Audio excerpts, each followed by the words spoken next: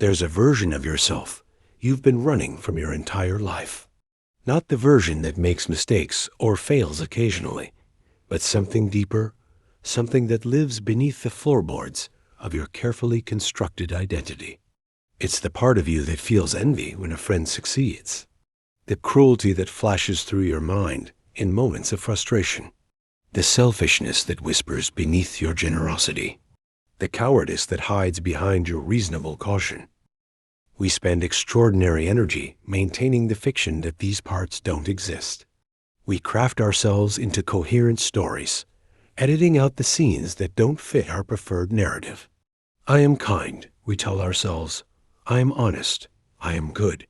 And in the margins of that story, in the white spaces between the words we speak about ourselves, lives everything we've disowned. Our shadow, the uninvited twin who shares our face but refuses to smile for the camera. What if I told you that this exile we've created, this internal refugee we refuse to acknowledge, holds the very keys to the wholeness we're seeking? That the parts of ourselves we've deemed unacceptable aren't obstacles to our growth, but essential materials for it? We learn early what's allowed. The child who expresses anger is told they're being difficult. The one who admits jealousy is made to feel small. The one who prioritizes their own needs is labeled selfish. And so we begin the great sorting, the division of our inner world into acceptable and unacceptable territories. But here's what we don't understand as children, and often fail to grasp as adults. When we reject a part of ourselves, we don't eliminate it. We simply force it underground. The anger doesn't disappear. It ferments. The jealousy doesn't vanish. It disguises itself. The selfishness doesn't dissolve. It operates covertly, sabotaging our relationships in ways we can't quite name. Think of a house where certain rooms are declared off-limits. Doors are locked, windows boarded up. But the house is still your house. Those rooms are still connected to your foundation, your walls, your roof. And in those sealed spaces, things begin to grow in the darkness. Mold spreads, the structure weakens.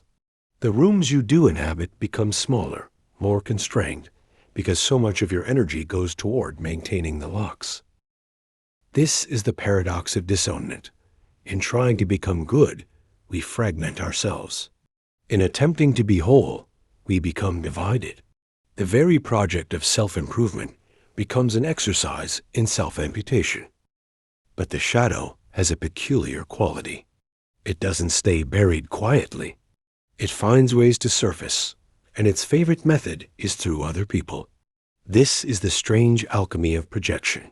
What we cannot acknowledge in ourselves, we suddenly see everywhere around us. The person who has disowned their own aggression becomes hypersensitive to aggression in others. They see threats where none exist, read hostility into neutral interactions. The individual who cannot accept their own neediness becomes disgusted by dependence in others, viewing vulnerability as weakness. The one who has rejected their own capacity for deception becomes obsessed with authenticity, constantly testing others for signs of fakeness. We think we're perceiving reality, but we're actually encountering ourselves in disguise. The external world becomes a theater where our internal dramas play out, where we can safely judge in others what we cannot tolerate in ourselves. This is why our strongest reactions often reveal our deepest shadows. The things that trigger us most intensely are typically the things we've most vigorously denied about ourselves. Consider how this operates in our relationships. We choose partners who will act out our disowned traits.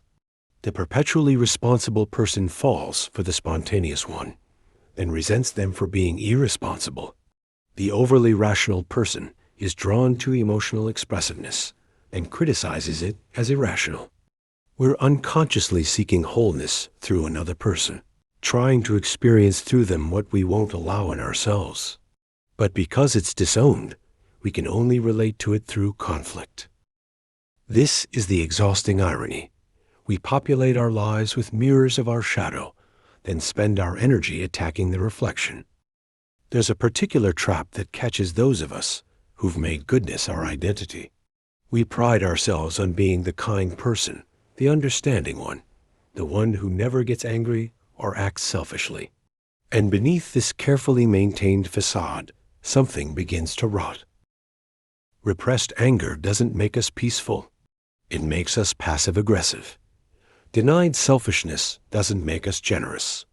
It makes us martyrs who keep score. Rejected sexuality doesn't make us pure. It makes us judgmental about others' desires. The shadow doesn't disappear through moral effort. It simply becomes more sophisticated in its operations. This is why the kindest people sometimes commit the cruelest acts. Why the most righteous individuals often harbor the darkest judgments. Why those who claim to want nothing can be the most manipulative. The shadow grows proportionally to our light. The brighter we try to shine, the darker the shadow we cast. And there's another cost, more subtle, but perhaps more devastating. When we reject our darkness, we also reject our depth. We become two-dimensional, predictable, safe. The parts of us that hold our creativity, our passion, our authentic power often live in the same neighborhood as our shadow. In boarding up one, we restrict access to the other. The person who cannot access their anger cannot fully access their boundaries. The one who rejects their selfishness cannot genuinely choose generosity because there's no real option being declined. The individual who disowns their darkness cannot experience genuine light because light only exists in relationship to shadow. We become what we might call compassionately competent but existentially flat. We do the right things, say the right words, but something essential is missing. We're performing goodness rather than embodying wholeness. So what does it mean to recognize the shadow? Not to indulge it, not to act on every dark impulse, but to acknowledge its existence without collapsing into shame or denial. It begins with the discomfort of honest inventory. To sit with the recognition that yes, there is cruelty in you, not because you're broken or bad, but because you're human. There is selfishness in you, not as a flaw to be fixed, but as a dimension of your survival instinct. There is judgment in you, not as evidence of your inadequacy, but as a function of your discernment gone astray. This recognition requires a particular kind of courage, not the courage of action, but the courage of honest seeing. To look at yourself without the protective layer of your preferred narrative. To acknowledge the jealousy you feel at someone else's success, not to dissolve it through spiritual bypassing or positive thinking, but to let it exist in your awareness without immediately needing to transform it. What happens in this recognition is subtle but profound.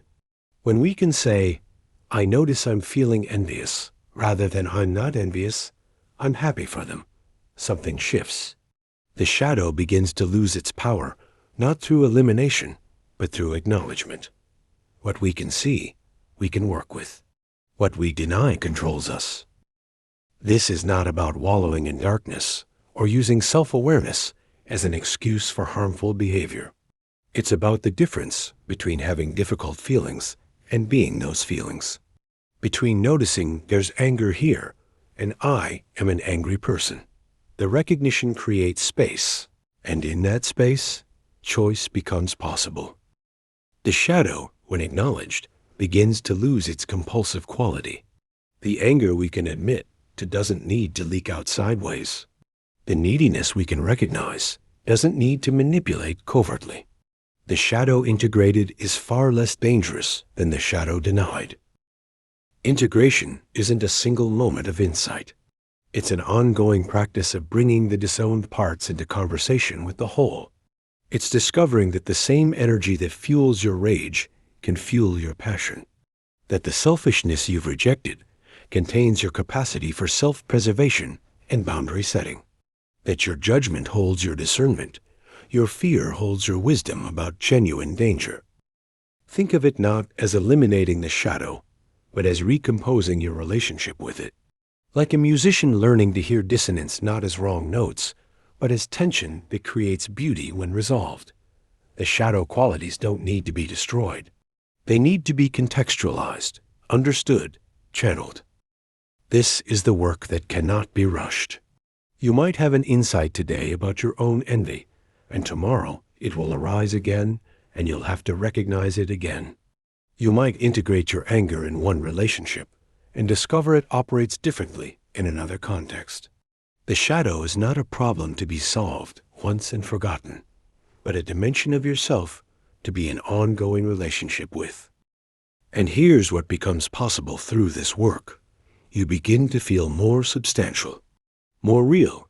Your kindness, when it includes the acknowledgement of your capacity for cruelty, becomes genuine rather than performative. Your confidence, when it doesn't require denying your insecurity, becomes grounded rather than brittle.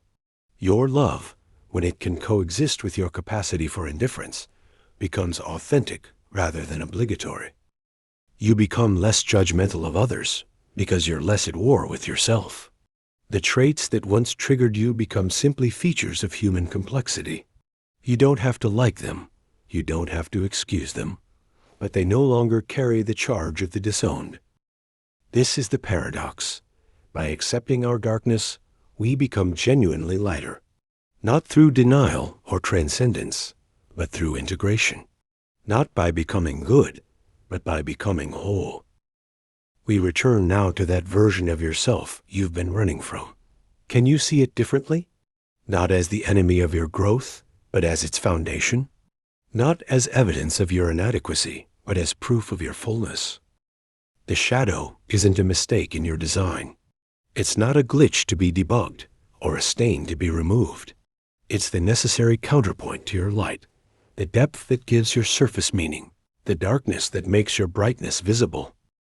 The work ahead isn't about becoming better in some linear sense.